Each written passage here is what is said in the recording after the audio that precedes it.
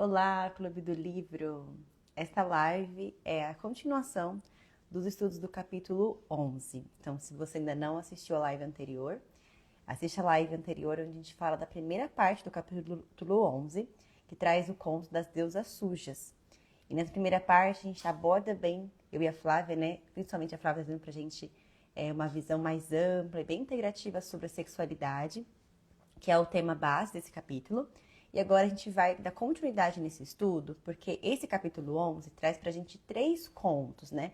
Este conto principal da deusa Balbo, mas também tem outros 2 contos complementares, que a gente vai comentar um pouquinho hoje, que trazem também esse mesmo assunto um pouco mais aprofundado. Então a Flávia daqui a pouquinho está entrando aqui com a gente, para poder dar continuidade sobre esse assunto do capítulo 11, que tem o título O Sil, a recuperação de uma sexualidade sagrada. E os contos que nós vamos usar hoje como base para o nosso estudo são os outros 2 contos desse capítulo, além do conto de Balbo, a deusa do ventre, também o conto de Coyote Dick e também Uma Viagem a Ruanda.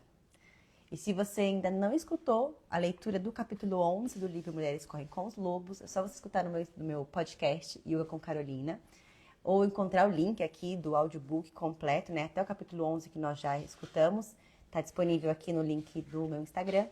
E se você é uma apoiadora do Clube do Livro, se você já fez seu cadastro lá no Apoia-se, você pode escutar esse conteúdo aqui em áudio. Então você não precisa assistir a live ou assistir o vídeo no YouTube depois. Fica tudo lá em áudio, sem propaganda, sem pausas, de forma livre, você contribuindo com uma ajuda simbólica de apenas R$ 10 por mês para o Clube do Livro continuar, para esse audiobook continuar, para a gente continuar esse trabalho de trazer tantas pessoas ao estudo desse livro tão importante. E de bônus, você tem a leitura da introdução, a leitura... além do audiobook, né, você tem o áudio nossos estudos de todos os capítulos, desde o capítulo 1 até o capítulo 11 e assim até o capítulo final. Você tem esses estudos em áudio lá para ficar mais fácil para você poder acessar e se aprofundar nesse conteúdo. E também no nosso grupo do WhatsApp você pode fazer suas perguntas, suas dúvidas, participar dos debates, das discussões. A Flávia está sempre lá mentorando as nossas trocas. Então você pode entrar no nosso grupo que também é aberto e gratuito. O link está aqui nos links do meu perfil. É só entrar aqui no perfil, você encontra lá os links do Clube do Livro. Ou me manda uma mensagem que eu te mando tudinho, tá bom? E compartilhe com outras pessoas também, porque eu sei que esse livro é muito importante, sempre chegando gente pro Clube do Livro, sempre chegando uma gente escutando, então a gente continua se aprofundando e voltando também em outros capítulos, né? Não é que a gente está avançando, mas os capítulos, eles se conectam, os contos vão se conectando. Então, quanto mais a gente vai estudando e avançando, a gente vai voltando também para os contos anteriores. Então, você pode entrar lá no grupo, trazer dúvidas e questionamentos sobre qualquer um dos contos que você já leu, qualquer um dos capítulos, que todos eles vão se complementando, tá bom? Mas, se você estiver aqui na live com a gente, quiser também trazer dúvidas sobre o capítulo 11, você deixa sua dúvida aqui no comentário. A Flávia está entrando, vou esperar mais um pouquinho. Quem estiver aqui, se quiser já trazer alguma pergunta, alguma dúvida ou sugestão, né?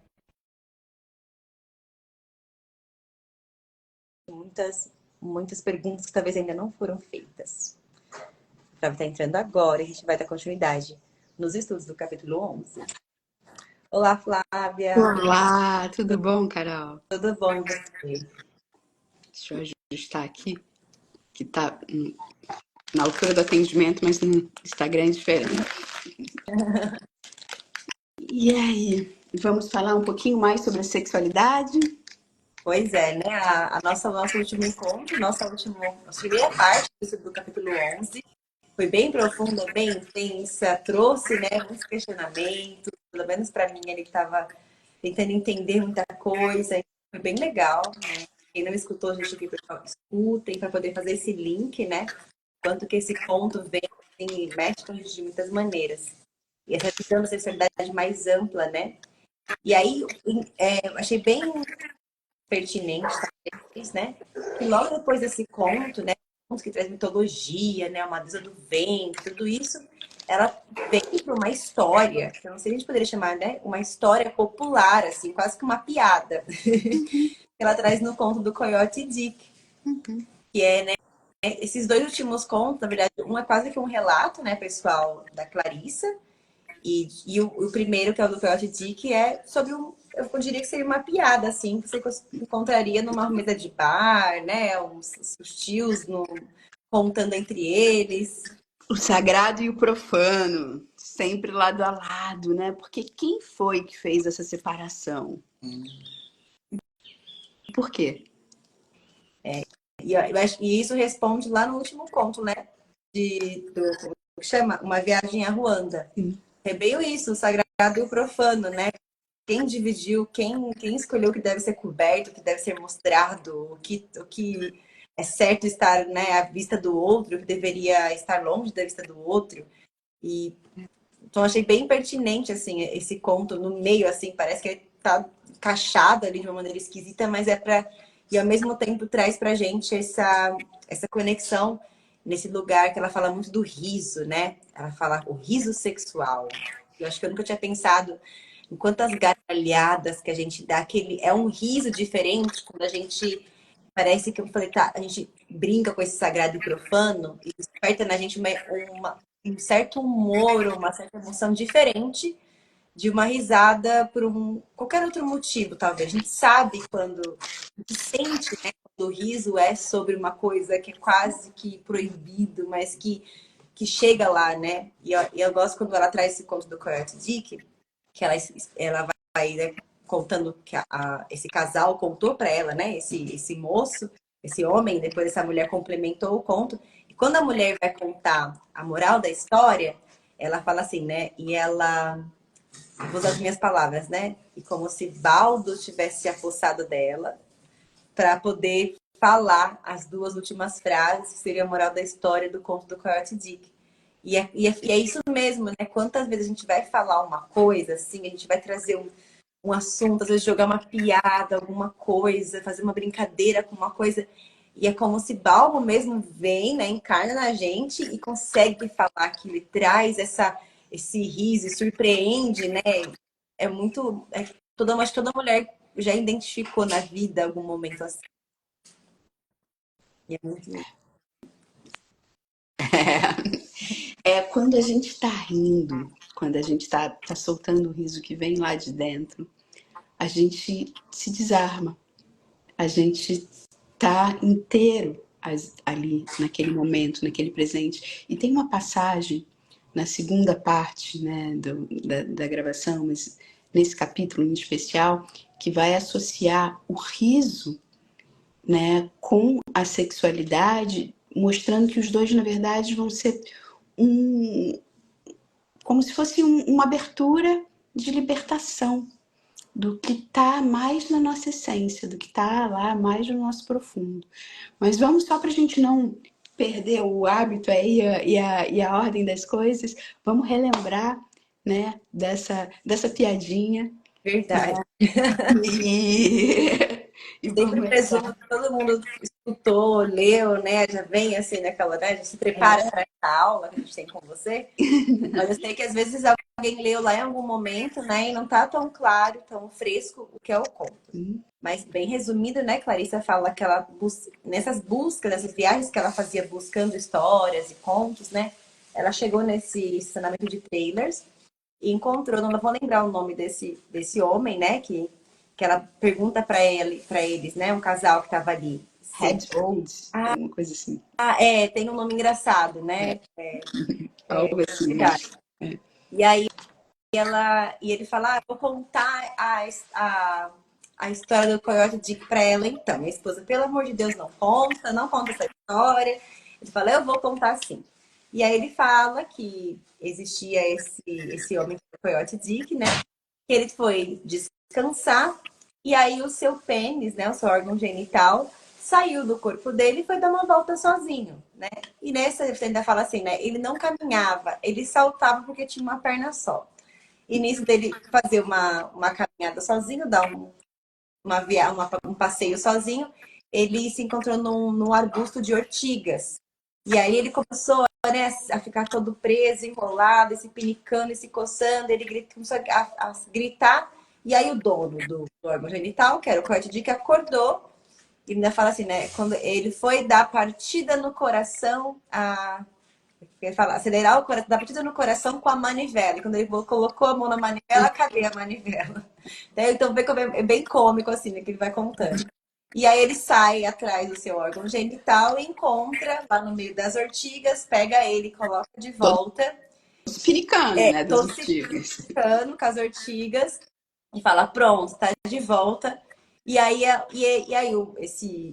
o homem, né, que conta e dá muita risada contando, né? E a mulher fala, mas esse não é o final. Ele fala, é sim, esse é o final. Ela fala, não, tem um outro final que você não contou. Ele, você sabe tanto, então conta você o final. E quando ela vai contar o final, ela não consegue, ela dá muita risada. Ela repete 3 vezes a mesma palavra, porque quando a gente vai contar uma coisa muito engraçada, a gente não consegue falar, né? E não consegue parar de rir. Daí ela fala, é como se Baldo tivesse, né, se apossado dela, entrado ali para poder falar essa moral da história, esse final que ela queria trazer. Que ela fala que é por isso que dizem que esse Coyote que fosse o primeiro homem, né? O primeiro, o primeiro órgão sexual que existiu, masculino. E é por isso que todos os homens depois dele ainda sentem essas coceiras da urtiga nos seus órgãos genitais. E é por isso que eles sempre estão se esfregando nas mulheres como se estivesse querendo coçar alguma coisa. E ela dá muita risada e a Clícia fala, e aquilo também me tomou, e eu não sei de onde veio aquele riso, que nós duas ficamos rindo, batendo na mesa durante muito tempo. E aí parece quase que uma piada e um conto, né? Poderia qualquer pessoa, uma pessoa mais velha, geralmente é um conto, né? Que você escutaria de um homem, porque do órgão masculino. Mas o que me surpreende muito é essa coisa, né? Esse riso que vem e que na hora que ela conta, eu me identifico. Quantas vezes teve esse riso de uma piada mais picante, né? Falar de um assunto, mais assim, fazer um comentário mais sexual entre as mulheres e a gente se faz né, uma coisa muito engraçada e é um riso incontrolável. Já teve esses momentos, Flávia? Claro, muitas vezes é um riso libertador. Assim como às vezes a gente está numa situação difícil, sei lá, você pega numa situação difícil na escola e aí a gente faz piada da nossa dificuldade e a gente ri daquilo de uma forma também libertária. É um riso também que fala sobre uma forma de encarar algumas dores também de uma outra forma, de dores de uma situação que incomoda a gente, de uma situação que às vezes oprime a gente. É o riso que se faz, às vezes, da política, quando a gente vê que está uma situação muito absurda e a gente debocha daquela pessoa que, na verdade, está deixando o país ou o Estado numa situação triste. É uma outra forma de lidar com aquilo que está ali e uma forma que também é libertária, né? E que vem de dentro, que dá uma certa satisfação, que dá uma certa sensação de liberdade, de eu posso rir. Você pode fazer tudo isso, mas você não vai atrapalhar meu riso. Meu riso continua aqui. Eu continuo podendo ser feliz e ter uma felicidade genuína. Então, assim, tem todos esses aspectos e muito mais dentro desse riso e desse fazer rir a partir dessa história. O que essa história nos tão curtinha, uma piadinha, mas é que ela é tão cheia de simbologia. Primeiro que ela vai falar sobre uma questão que é muito cultural e é muito social, né, do pênis do homem ser estimulado a ter uma vida própria, independente de quem está ali, independente do coração, independente de como se ele tivesse de alguma forma, né, uma autorização a viver essa urticária.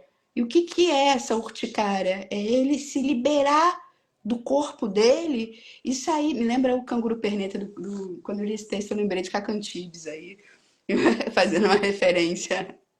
Esse serzinho que vai pulando, né, em busca de prazer, mas totalmente liberado de um corpo, totalmente liberado de um ser pensante, de uma forma que eu acho que a gente pode falar sabe, animalesca, de uma forma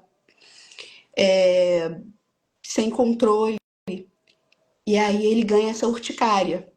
Então, quando o homem está dentro dessa, né, tem um quesinho de quando o homem está dentro desse movimento de que está querendo se esfregar na gente, está com essa urticária, é porque ele está com a memória do pênis dele soltando do corpo e indo sozinho, como se ele tivesse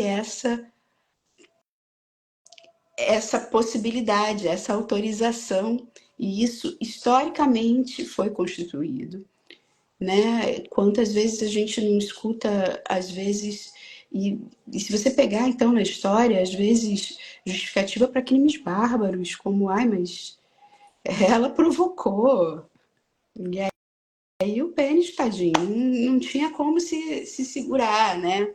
Tem essa questão que é usada até hoje em dia, que é pensar com a cabeça de baixo.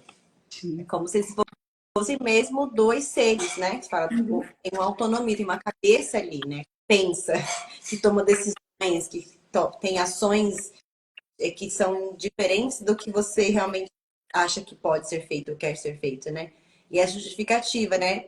E a não vê essas frases similares entre mulheres ou para se relacionar ao feminino. Não existe uma receita diferente. Mesmo um único órgão unicamente voltado para o prazer, sendo o clitóris, mesmo a gente tendo um único órgão, ele não é autorizado.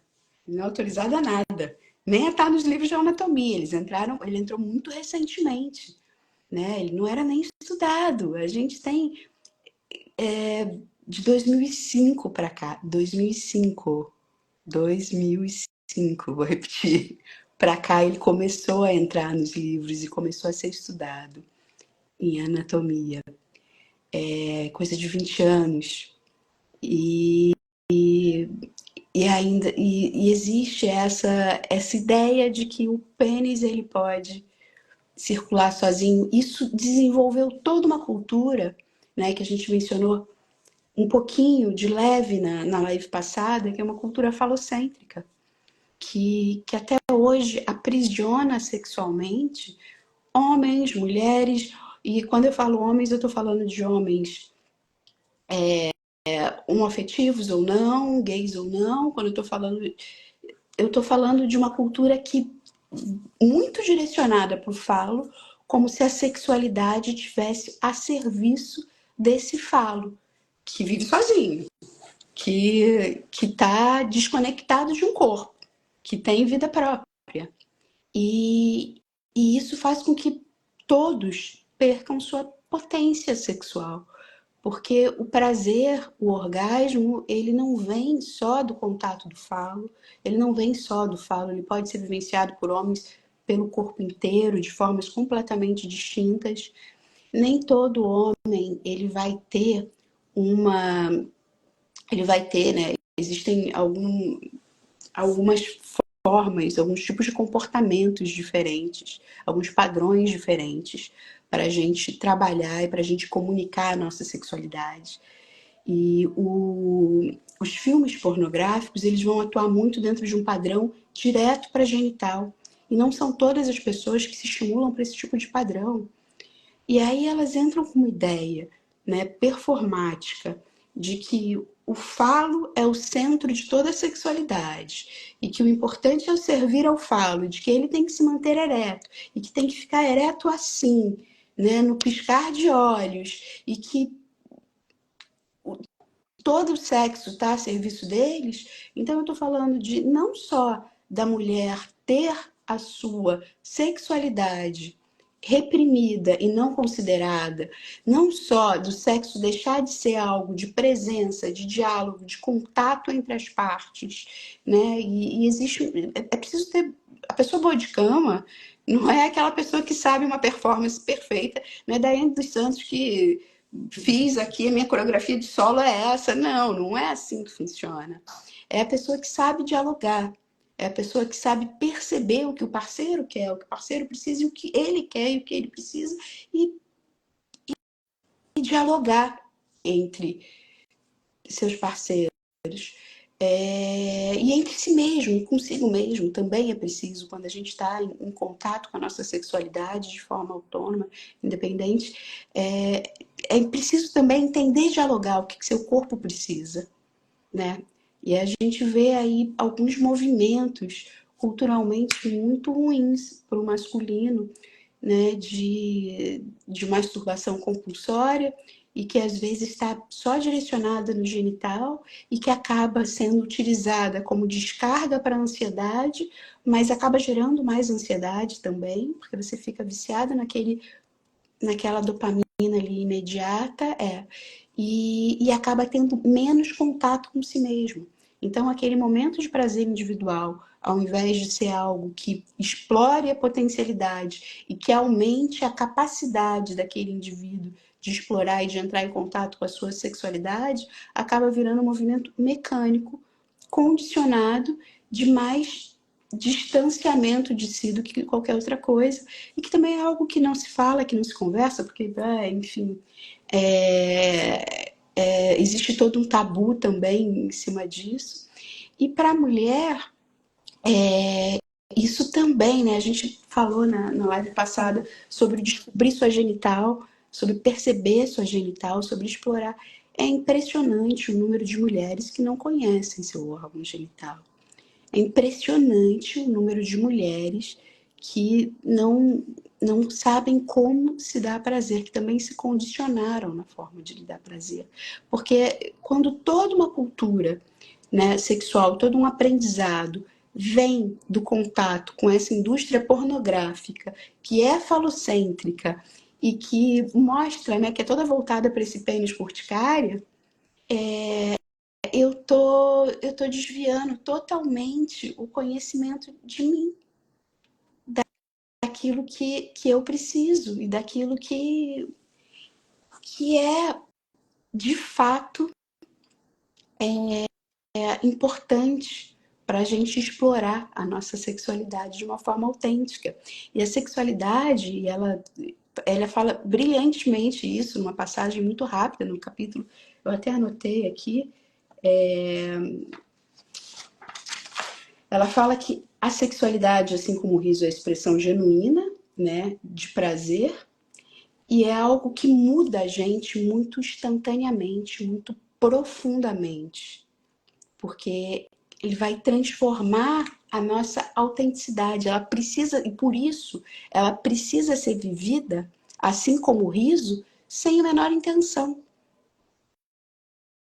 Quando a gente está dentro de uma atividade sexual, pensando na performance que vai fazer, pensando, não, eu tenho que dar conta aí, putz, eu tenho que quicar 10 vezes e acabou, eu não estou presente, eu não estou vivendo aquilo ali como potência. Eu não estou me explorando. Da mesma forma, quando você está rindo, porque você tem que rir, porque tem que agradar alguém, aquilo não vem de dentro. Aquilo não te dá o relaxamento real do riso. Para você viver a sua sexualidade de forma plena, para você viver a sua sexualidade de uma forma intensa, verdadeira e real, é preciso ter um compromisso com a sua autenticidade, com a sua liberdade de sentir, de viver, de explorar, de estar, de simplesmente ser. E isso demanda um estado de presença, isso demanda uma libertação de padrões, isso demanda uma libertação de demandas. É muito, eu nunca tinha feito essa conexão tão clara do riso com o sexo, né? Com prazer, né?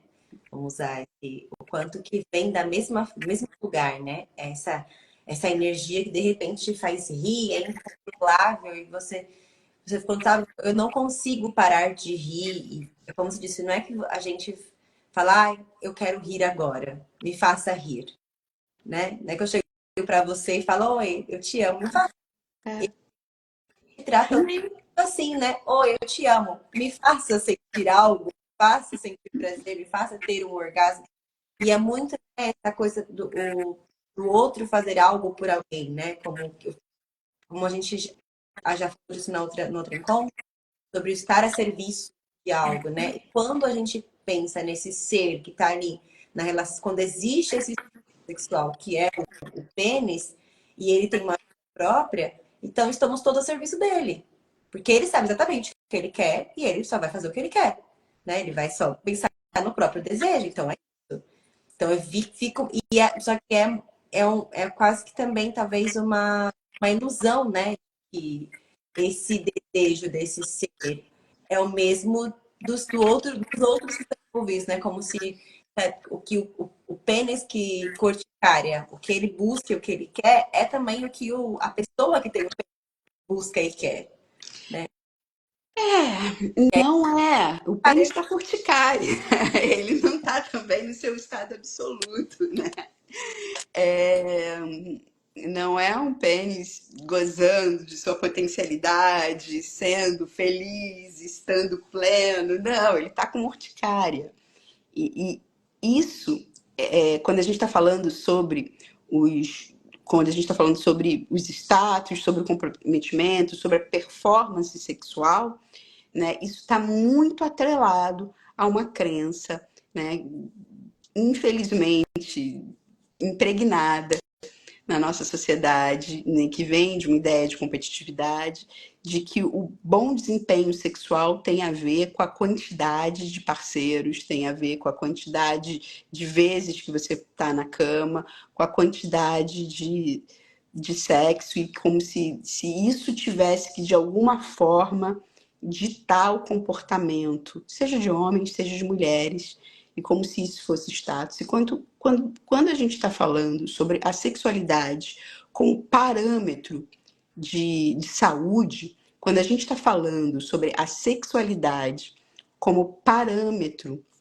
de uma vida sexual saudável, né, bem expressada, a gente não está falando sobre isso jamais, porque você pode fazer sexo todo dia, cada dia com uma pessoa diferente, tem milhões de pessoas te requisitando, mas você não está em contato de verdade com a sua potência sexual, e você não está em contato de verdade com a sua presença, e você está muito a serviço, e aí é um a serviço do outro, não você querendo servir o prazer do outro, como acontece muitas vezes com mulheres, às vezes com homens também, mas ao serviço da ideia que o outro possa ter de você, a serviço de um status social ou de uma ideia egóica de score, de quantidade, de prazer, né? Que também não é ditado por você, porque não tem. O seu corpo, ele vai pedir outro tipo de relação, que não importa, que pode até ser que ele peça, olha, eu quero ter uma diversidade de parceiros, e não tem nada de errado em você ter diversidade de parceiros, né? Desde que você não engane ninguém, desde que você não minta para ninguém. Mas é sobre momentos e você respeitar esse ciclo e se fizer isso de uma forma orgânica e com uma autoescuta. E não porque você acha que tem que ser, ou porque você acha que tem que fazer, ou porque, pô, vou contar para todo mundo e vou tirar vantagem. E isso, na verdade, é muito mais um enfraquecimento, uma diminuição de potência do contato com a sexualidade, da expressão mais genuína e mais autêntica da sua sexualidade, do que uma expressão e um contato real do seu desejo. Né? Por isso que a gente falou antes sobre a autenticidade do desejo, porque é muito importante você ter contato real com o que você quer e o que o seu corpo deseja agora. E para todo mundo existem ciclos. Você acredita, assim, né? Se você concorda que, de uma forma geral, enquanto sociedade, a gente ainda, quando a gente fala de sexualidade, de uma pessoa sexualmente ativa, uma sexualidade saudável, está muito ainda olhando quantidade do que qualidade. Então, vocês estão casados há tanto tempo, quantas vezes fazem sexo por semana? Ah, se faz uma, ok, se faz 3 é melhor. Então, quantas vezes você solteiro transa no mês? Ah, então você tem uma sexualidade mais saudável do que o outro que não transa, o outro que não faz sexo, o outro. Ou quem tem mais parceiras é mais bem resolvido com a sua sexualidade. Quem não tenho, teve poucas parceiras ao longo da vida, poucos parceiros, é menos resolvido com a sua sexualidade. Tudo muito baseado na quantidade. E aí a gente ainda tá medindo e olhando, né? E olhando pro outro. Usa muito exemplo de pessoas casadas ou com relacionamentos mais longos, em que envolve muita coisa, né? Além da sexualidade, e que vai olhando a própria sexualidade de um por essa quantidade e aí torna quase. Eu imagino que quando a gente ainda está medindo saúde sexual, qualidade ou movimento sexual, autoconhecimento, ou enfim, né? Quando a gente fala de quantidades, a gente ainda está alimentando essa ideia do falocêntrica, né? Do pênis urticária. A gente olha até pra gente mesmo, né? Lá, quem tem aquele relacionamento longo, são casados, que vai olhar e falar assim, nossa, quando eu era, quando eu era mais jovem, eu tinha menos conhecimento de mim, talvez o sexo era algo mais quantitativo na minha vida. E quanto mais eu vou ganhando conhecimento sobre quem eu sou, a minha autenticidade, os meus desejos, o sexo fica menos quantitativo. Porque quanto mais eu me conheço, respeito, menos eu quero servir a esse esquema em que eu, de alguma maneira, já servi, ou como se diz, né? Fomos educados a ir para esse lugar, seja educação sexual que era feita, ou ainda é muito pela indústria pornô. Então, como que a gente consegue olhar para a nossa sexualidade e não se comparar com o outro, né? Como que a gente consegue medir a nossa sexualidade, o quanto que a gente é saudável sexualmente, se a gente não medir pela quantidade? Como que a gente consegue ter esse parâmetro? A questão é a qualidade da presença do que você tá ali, né? De quanto aquilo te tocou e do quanto aquilo foi transformador para você e do quanto aquilo te nutriu. Você sai de uma interação sexual como se nada tivesse acontecido. E muitas vezes acontece, a gente vê, tem casais que, não, a gente transa 5 vezes por semana. Mas você olha pra mulher, a mulher tá, a gente vai demorar só 5 minutos, que bom. Isso aqui vai acabar rapidinho. Porque, né, eu tô fazendo minha obrigação aqui. Ou então o próprio cara mesmo tá transando com a mulher, tá pensando no que ele vai fazer depois. Ele não tá realmente presente naquilo ali. Ele tá transando com a esposa ou com da mesma forma que ele faz um movimento masturbatório compulsivo, né, sem um real estado de presença, meramente para fazer uma descarga ali e sair e cumprir com a sua obrigação. Aspas, muitas aspas nisso, tá, gente? Assim, figura de linguagem, por favor. Não existe obrigação. Então, A obrigação auto-obrigação, né? Tipo, eu tenho que. Imagino que para os homens, em geral, pessoas com pênis, deve ser mais forte essa pressão, né?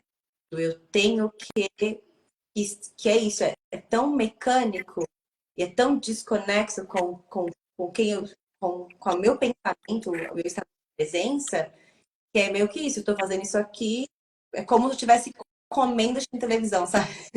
sim, é por Tô aí, fazendo por algo aí. que meio que eu preciso fazer para estar vivo, mas que eu nem sei, não tô presente naquilo, a minha atenção e o que realmente está me dando satisfação é outra coisa. É a televisão que eu tô vendo, é o filme que eu tô assistindo. Eu tô comendo, é meio que mecânico. Acabou, acabou, nem vi que acabou. Né? Quase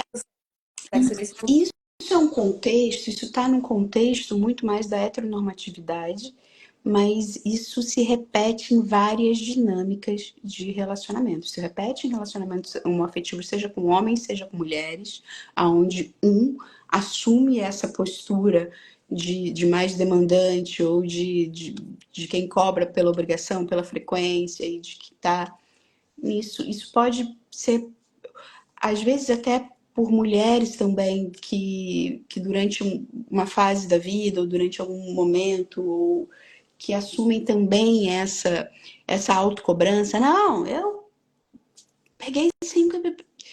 Por quê? Porque isso foi exaltado historicamente, socialmente durante anos, né? O pegador. Pô, cara, olha só, ele é o cara, ele enganou 5 pessoas. E aí até qualquer mentira, qualquer manipulação, ela pode ser justificada, porque, afinal de contas, o pênis com urticária, né? E esse pênis com urticária, e bem freudianamente falando, né, ele não está diretamente ligado à pessoa com o órgão sexual do pênis, né? A gente está falando também sobre a inveja do pênis, né? O pênis como instrumento de poder na sociedade, o pênis como ele é visto por essa sociedade, por isso que eu falo tanto sobre o falocentrismo, né? Por essa sociedade dos obeliscos, por essa sociedade falocêntrica, que bota ele no meio da discussão como um todo, no meio da roda como um todo, né? No centro de toda fala. E acaba perdendo a possibilidade. A gente tem como ter orgasmos a partir de sensações no corpo inteiro, não só pelo manuseio do órgão genital, e sensações fortes e sensações intensas. Quando a gente está se condicionando aquele macete, né? Tô macetando, eu tô perdendo a minha potência, eu tô deixando de explorar todo um corpo, eu tô deixando de explorar toda uma presença, eu tô deixando de explorar um monte de coisa legal pelo caminho. É como se eu tivesse o tempo todo andando a jato, não sei o que é uma floresta no caminho, não sei quais são os campos, não sei o que está acontecendo pela minha volta, eu não estou aproveitando nada do percurso, eu estou só acelerado para chegar. E isso é uma expressão genuína da sexualidade. Então, voltando um pouquinho no que você falou antes, né? Existe uma coisa que dentro da área comportamental a gente brinca sempre, que quer saber como é que uma pessoa na cama, observa como ela ri, observa como ela come. Observa como ela solta o riso, como ela solta a gargalhada, e observa como ela come, como ela lidar com o prazer da alimentação, como ela está se nutrindo. Porque isso fala um pouquinho sobre como ela vai lidar e como ela vai degustar aquele momento, né? Aquela pessoa que come, tá aproveitando nada. Talvez seja um bom lugar de autoobservação, né? Como que eu estou comendo e como que eu estou rindo. Como é que tá a qualidade da tua presença? Porque vai, talvez, e aí a gente vai ter essa observação, talvez mudar a maneira como eu como rir, permitir que esse lugar seja mais genuíno, como, né? Seja de estar presente, genuinamente sentir sensações, deixar aquilo, né? Que vai mudar a maneira como a gente vai se relacionar com a gente mesmo, né? Com o nosso corpo, com os nossos filhos e com o outro. Uhum. Talvez essa é uma boa maneira de pensar na nossa saúde sexual. Tá? Observar como a gente lida, estado de presença em outros lugares. É um caminho. E além de como a gente lida com o nosso estado de presença na cama também, né? Como é que tá sendo o seu sexo? Você tá explorando o que você quer? Você está explorando o que seu corpo está pedindo naquele momento, o que seu corpo está pulsando naquele momento? Ou você está fazendo movimentos involuntários do que você guardou que é o que você gosta e você está repetindo aquilo mecanicamente? Quase que criando um mecanismo, né? Ou uma receita para, é assim que eu faço, assim que dá certo, é assim. E é isso. E aí você entra naqueles macetes, né? E tá maceteando só e tá deixando de jogar. Vamos dizer, como uma pessoa que vai buscar, né? O que encontra quando me masturbo desse jeito, e aí vira uma coisa tão mecânica e tão pontual, então, que deixa de explorar o próprio corpo, né? A maneira de sentir essas sensações. E quanto a gente está limitando a nossa própria potência a isso, né? Já que esse lugarzinho da sexualidade, né? Trazendo a conexão com o yoga, com o tantra, que você traz bastante, é uma chavinha para a gente encontrar nossa potência criativa, a nossa energia, tantos lugares que a gente consegue conhecer a nossa potência interior, a potência mental, tudo isso. Então, sermos pessoas ainda mais mais conectado com tudo que a gente é, né? Mais com consciência que somos, a sexualidade é uma dessas chavinhas que vem e abre trava isso, né? Quando a gente está limitando chegar nesse lugar, a gente está perdendo tanto no caminho. Quantos anos a nossa vida já perdeu nessa sociedade que não sabia que existia e tantas outras coisas que até hoje ainda não sabemos, porque ainda são tabus, ainda são assuntos, né, que às vezes é isso, não consegue se falar, não consegue se escutar, não consegue se entender. E a gente ainda está perdendo muito. Então, parar para poder estudar, se observar, tirar mesmo, né, esse lugar do profano e colocar mais sagrado, ou equilibrar esses dois, né? Talvez vai ser um caminho muito interessante aí da gente estar lidando com a nossa saúde de maneira ampla, né? Olhar para a nossa saúde de maneira mais ampla. A gente fala tanto de saúde e bem-estar, né? A gente olha o lado psicológico, mas o quanto que a sexualidade reflete diretamente como está o nosso psicológico. E Se permitir se libertar de amarras e viver ela de uma forma plena, de uma forma absoluta. E esse se libertar de amarras são das mais diversas amarras.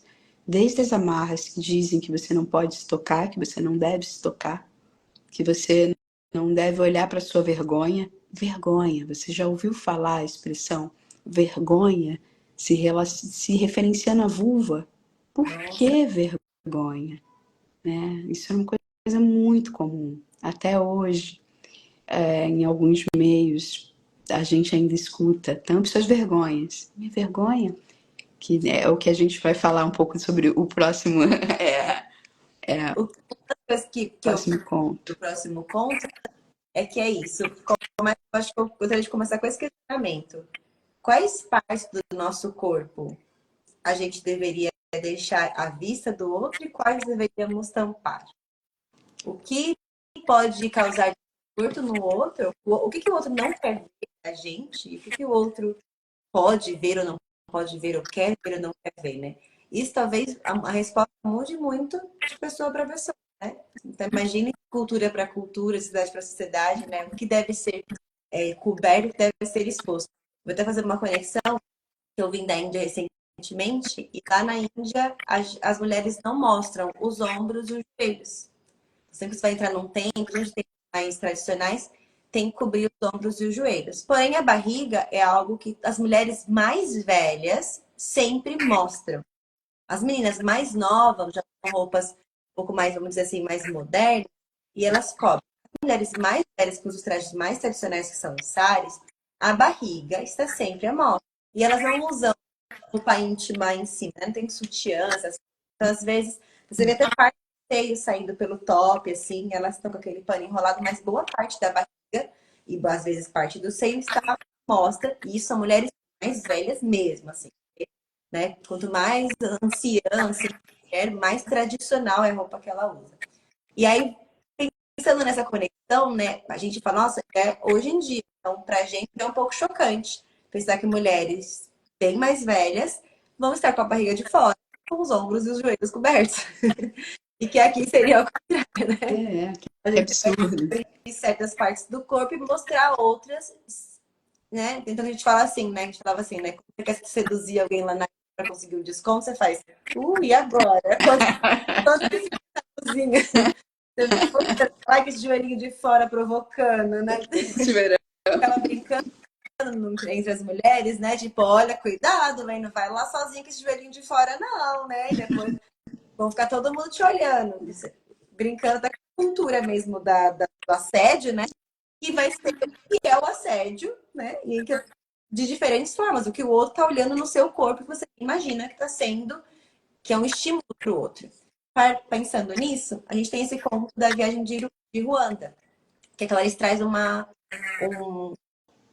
experiência pessoal dela, né? Quando criança, que as tias estavam ali lendo essa revista, no momento que ela com as mulheres na casa, os homens estavam. Ela fala, os homens tinham ido pescar, porque que na verdade é uma dizer que eles estavam rindo, falando besteira e falando, né, sobre coisas que não se falariam em outros lugares entre eles. Normalmente, as mulheres, depois de cozinhar para todo mundo, estavam descansando. E ela ia ter as tias dela rindo muito, uma risada assim, que ela estava gritando. Uma coisa ruim acontecendo, acontecendo mal. Quando chegou lá, elas estavam gritando de tanto rir, que estavam rindo muito. E ela não entendeu por que elas estavam tanto rindo. Na hora que elas estavam distraídas, ela pegou aquela revista que as tias delas estavam vendo e rindo. Lá tinha uma reportagem dessa comunidade, né? Eu não vou lembrar os nomes certinhos, mas ia chegar uma pessoa muito importante, ser um sargento, um supervisor, que ia passar por essa cidade, tinha ali as pessoas nativas, né? Uma tribo nativa, e aí falaram com o líder dessa tribo, olha, que nessa tribo as mulheres ficavam desnudas, né? Estavam roupas. Mulheres de Ruanda. As mulheres de Ruanda. E elas só usavam colares. A única coisa que elas vestiam era, às vezes, colares. E aí falou, olha, o governador ou esse sargento, não sei, alguém vai passar por esse lugar. Gostaria muito que as pessoas estivessem lá na estrada para poder saudá-lo, né, reverenciá-lo. Só que as mulheres vão se cobrir para poder ir lá. A gente quer que elas estejam lá mais cobertas. Então manda pra gente blusas e saias, que elas vão se cobrir. Mandaram as blusas e saias. E aí, quando tava já o dia que essa pessoa importante ia passar, e aí eu pegou essa notícia lá que as mulheres não tinham gostado das blusas, mas não iam usar só as saias. Falou, não, se não pode, elas não podem ficar na vinda com os seios de fora. Voltou a falar com o líder, e, ó, elas não podem ficar com o seio de fora, ele vai passar, elas têm que cobrir os seios. Não, não, eu te garanto, quando ele passar, elas vão estar com os seios cobertos. Me garante? Te garanto. Aí chega o momento em que essa pessoa importante vai passar e a reportagem dizia aqui que no momento que ele passava, elas pegavam a saia e cobriam o rosto. E aí as mulheres vendo essa reportagem riam muito, porque elas cobriram o rosto e gargalhavam. E aí quando você fala que ela lembrava da história, alguns momentos que ela estava muito tensa, né? E muito no momento de prova, que ela tinha escola, e ela lembrava que cobriram o rosto, já que não podia mostrar o seio, vamos cobrir. E elas não usavam roupas íntimas, claro. E aí que me traz isso, né? É dentro da cabeça dessas mulheres que estavam tão livres com os seus corpos e que não existia nada de profano em seus corpos, tudo era talvez sagrado, né? Por que, que a vulva, qual é a diferença entre vulva e rosto? Qual é a diferença entre seio e ombro, sabe? Por que não seria lógico para elas o que deveria estar coberto e o que poderia estar à mostra, né? Elas estavam tentando entender o que o outro queria que elas cobrissem ou mostrassem. Só que não era óbvio. Isso foi culturalmente sendo construído. E o que isso nos mostra é um choque de culturas. Um choque de culturas acho que era o general alemão, né? E aí eu acho interessante eles trazerem a figura do alemão dentro desse contexto de guerra, né? Como referência para essa proibição. E como uma mulher tribal, liberta, tá lidando ali com o seu corpo e com a sua sexualidade. Isso me lembra uma discussão que aconteceu muito recentemente sobre a permissão ou não, né? Porque é proibido hoje, se uma mulher passa com os seios na rua, até bem pouco tempo atrás a gente tinha uma proibição. Ela poderia ser presa. E houve uma discussão muito grande sobre as mulheres amamentarem e sobre amamentar em lugar público. E isso ainda é tabu em alguns lugares, né? A mulher não pode tirar o seio para dar de nutrir para o seu filho. Por quê? Porque tem um pênis pulando com urticária por aí que não aguenta ver uma mãe amamentando o próprio filho. E mesmo que não fosse, né? Eu sei que não é uma discussão mais profunda, mas eu moro numa cidade praiana, você também, né? Então a gente tem um pouco mais esse costume dos corpos simplesmente serem corpos, né? As pessoas estão ali com suas roupas de praia e constantemente os homens estão sem camisa. Como você, né? Em momentos sérios, momentos. Todos os momentos da vida deles, simplesmente eles sentem calor, eles estão sem camisa. Enquanto aí às vezes eu faço, né? Eu com muita frequência deixo meu seio sair para fora, eu mostro, né? O biquíni, coisa, eu vou tirar a blusa, vem tudo. é frequente. Eu não tenho mais um incômodo de quando eu era mais jovem, de ficar toda hora me preocupando se tá mostrando, se tá tapando, né? Se tá transparente, se é alguma coisa. Eu não tenho esse incômodo. Estou numa cidade onde é um pouco mais, as pessoas estão com um pouco mais frequência, eu sinto que não tem tantos olhares para que se incomodem também, como era em São Paulo. São Paulo usar uma roupa branca sem roupa íntima por debaixo. Eu me sentia assim, olhada de uma maneira que pegar o ônibus que eu tinha, sabe? Meu Deus, estão tentando ver alguma coisa através da minha roupa, porque perceberam que não tem mais nada entre. Pelo menos como eu me sentia, aqui eu estou um pouco mais livre. Mas mesmo assim, é o tempo inteiro. Eu mostrei o seio. E aí eu falo, e alguém fala, nossa, Carol, tipo, me avisam, sabe? Quando sai da mara, coisa assim, eu já não ligo tanto, mas me avisam.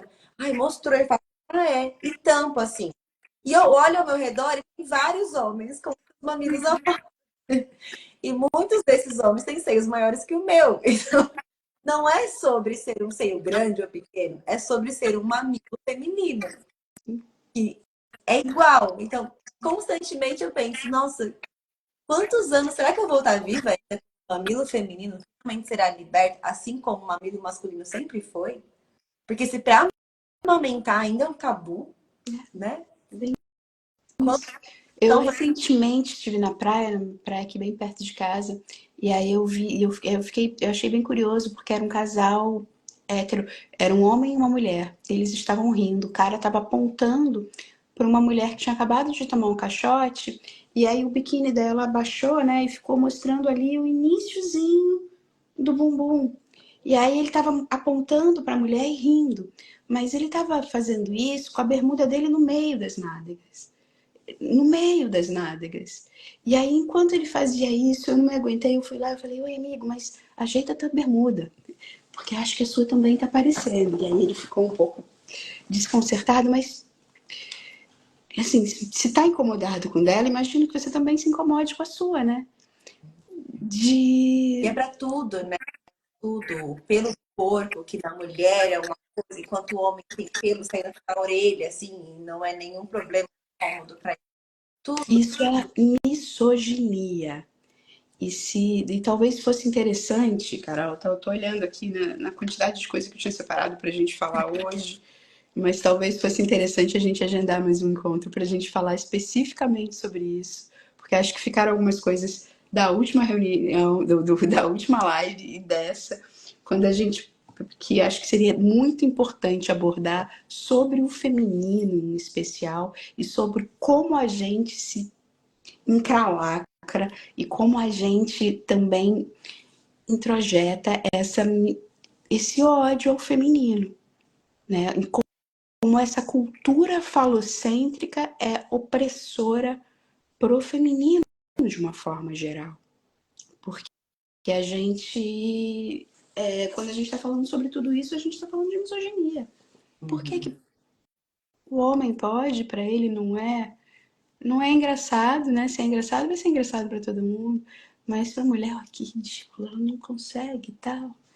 E que é a mesma coisa do caralho, não, cara, eu não aguento ver uma mulher que não tenha se depilado.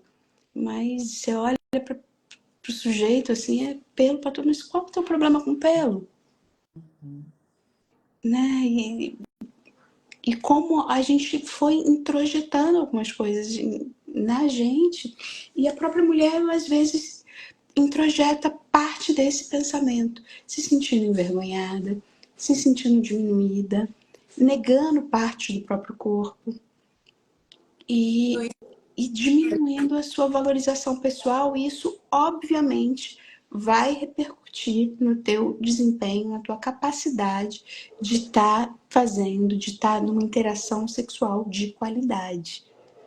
Porque você não... Sexo e a maneira como você vai vivenciar a sua sexualidade, ele tem a ver com a sua relação com você.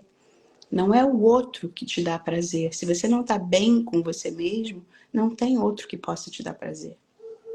É uma permissão de um diálogo que acontece. O outro está ali para dialogar com você. Mas se você não tá afim de dançar, não adianta que ninguém vai te conduzir. Sempre muito íntimo. Eu acho que essa conversa, que é muito, muito importante, a gente talvez possa fazer com os apoiadores, falar sobre todas as questões do feminino, né? Sobre quanto que esse conhecimento, essa liberdade, essa relação positiva com a gente mesma, com o corpo principalmente, né? Com libertar esse corpo que ele não é, a gente sabe que ele não é liberto, né? Que vai desde a depilação até a amamentação, e quanto que isso reflete na nossa saúde sexual, de forma geral. Consequentemente, na nossa saúde como um todo. Porque parte, quando a gente percebe o quanto que a gente está ali presa e rígida em algum lugar, e quanto que isso nos torna presa e rígida em vários lugares da nossa vida, assim. Às vezes presa e rígida na nossa profissão, nossa maneira de tomar decisões, né? Fazer uma mudança, ou enfim, né? De escolher as vidas, ações. Então, uma coisa reflete a outra, e acho que essa relação com a própria sexualidade é a base de uma grande potência ali de autoconhecimento, de libertação. E é libertador. Uma mulher que dedica tempo, energia, que se estuda, uma mulher que tem que investe no seu relacionamento consigo mesma, na sexualidade consigo mesma, no que tem bons dates consigo mesma e começa a valorizar mais a sua presença, né? É uma mulher revolucionária. Isso é revolucionário. A gente sabe que a sociedade não aguenta Assim, lidar com elas. assim como o Rio é revolucionário. Elas incomodam porque a gente se torna essa mulher que não tem mais. A gente tá rindo do outro agora. Não somos mais o motivo da risada do homem. Agora é a gente que tá assim, né? Nós engraçados. Olha lá, eles cheios de pelo e falando que depilação é higiene. Mas higiene pra quê? Ai, como eles são engraçados. Já não é mais sobre a gente. Então isso é muito, muito forte. E que eu acho que talvez um dos legados desse livro são esses temas que traz pra gente, né? Como talvez por isso que esse capítulo é tão curtinho, porque para deixar mesmo uma sementinha plantada para a gente continuar regando, porque o livro vai acabar e a gente tem que continuar estudando e refletindo tudo isso. Muita coisa. E quem quiser ter um acesso, um programa específico para desenvolver seu contato com a própria sexualidade, eu ofereço um pacote específico para isso, individual, e também pacotes para melhorar o relacionamento e o entrosamento entre casais. Muito bom. É só entrar em contato comigo lá pelo direct. Vai entrar, gente. E quem não estiver escutando isso aqui depois no YouTube, pode deixar aqui comentário nessa live, na live do YouTube. Eu sempre respondo e olho contatos da Flávia, né? O link para entrar no grupo do WhatsApp, lá também tem o WhatsApp direto da Flávia. E é importante. O tema te trouxe ali algo que você sente que você precisa aprofundar, busque uma terapeuta, busque a Flávia, encontre ali diferentes formas de você melhorar a sua saúde como um todo. Poder rir de verdade, comer com presença, de maneira mais saudável. E dar boas gargalhadas. E participa do nosso Clube do Livro também. A gente está aberto lá para perguntas, para interações. Exato. Se ficaram aqui questões, manda lá no grupo, a gente continua com o tema, né? Dá uma olhada aqui nos comentários. Deve ser. Não tem nenhuma pergunta aqui. Nós vamos começar o capítulo 12, mas, como eu te disse, os assuntos estão se conectando, né? Um conto vai puxando o outro. E a gente vai. São temas assim que a gente precisa trazer um pouco mais, abrir um espaço mais para a gente poder conversar mesmo, né? Ter experiências. A gente faz isso lá nossos encontros no Google Meet com as apoiadoras. A gente vai ainda, né? E esses encontros também ficam gravados, para quem ficar ao vivo. Então, tentando aqui, né, eu e a Flávia, sempre encontrar ferramentas para espaço para aprofundamento. Porque, às vezes, né, só ler o livro não é suficiente, a gente parar para conversar não é suficiente, ter o grupo não é suficiente. Estamos abrindo espaço para aprofundamento e cada um que entender, ok, sinto preparado, quero me aprofundar, sempre falar com a gente que nós temos opções de você não ser deixado no caminho, né? A gente está aqui te chegando pela mesma. É um livro de estudo para a vida. Para ler muitas vezes, né, Flávia? Para Você me ler ensinou isso. muitas vezes. E é cada vez que você lê, que você relê, É outra, mais para aprender. é outro olhar. Esse capítulo tá curtinho, mas ele tem cada palavra estrategicamente colocada, assim, ele é bem, bem denso. E o capítulo 12 vai chegar também com várias chacoalhões na gente. Flávia, Até já. uma vez, pelo seu tempo, pelo seu conhecimento, que você compartilha com a gente. Eu estou muito honrada de estar aqui estudando com você, sendo a sua aluna Né? em todo esse processo de poder crescer junto. E a gente vai. Essa live fica salva no YouTube, a gente se vê em breve. Mas a gente se vê lá no Clube do Livro, no grupo do WhatsApp e no grupo das apoiadoras, falando desse assunto. Isso aí, é isso aí. Boa noite a todos. Beijo grande. E até logo.